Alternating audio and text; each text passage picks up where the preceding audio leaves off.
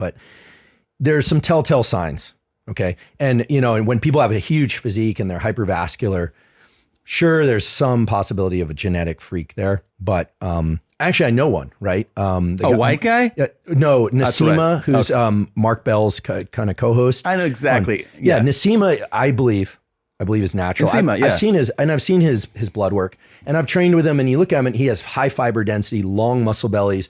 He's lean, he trains hard. He's done the Fedogia Tonkat thing and actually talked about his results with it. He had, I believe it was an increase in luteinizing hormone, which is the precursor to testosterone and estrogen increases. So, there's some effects there that people, after I started talking about it on Rogan and some other places, I got a lot of pushback. And then now Tongkat Ali is being marketed like crazy. But there's, increases in libido. Again, these aren't huge increases, but they're substantial enough in men and women. Fedogia for increases in luteinizing hormone. But the real tell is if you see a white guy who's in shape, he's on gear.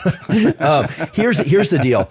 Here's the deal. If there are some telltale signs, and obviously Brian Johnson, Liver King had them, but others have them too. So I'm not picking on Brian at all. And I hope that he sorts out his health, because his real risk is his health. When I looked at what he's taking there, the MDs I know who are in that space were just like, yikes. They see a patient and a potential health hazard. Yeah. So I hope he gets it sorted out. One thing that you'll notice is when people go on TRT, these creases get deeper from some of the edema, the tissue retention that comes from the increase in estrogen associated. So if you look like at a gaunt kind of look? You look at the creases between the nose and the cheeks, how deep those creases are, right? So almost like the cheeks are trying to crawl up on the nose. Wait, so what's even happening though somebody's there? lean? It's edema. It's which is swelling fluid retention, because some of the testosterone converts to estrogen. So people then will start taking estrogen blockers or what are called aromatase blockers, and then a lot of people don't realize this, but if your estrogen is pushed too low as a male or female, your libido crashes.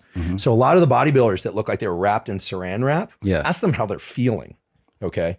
It's not, often not great. They'll flatline their libido. So you don't want to crush your estrogen either. You don't want it too high, but you don't want it too low. And they have like this shoulder muscle that is usually a tell for people. So there's a lot of androgen receptor in the deltoids and traps. So some people say the traps, the real telltale is this creasing here. And even from TRT, people are taking, and TRT of course being testosterone replacement therapy, but there's no line between TRT and full-blown steroid use, right? Like where do you draw the line? And in some professional sports, I've been told directly by the players, in some leagues, what you'll find is that if you had an injury, you can take up to 200 milligrams of testosterone a week. A week? A week, which is usually what's distributed over a 2-week period for a kind of standard TRT dose.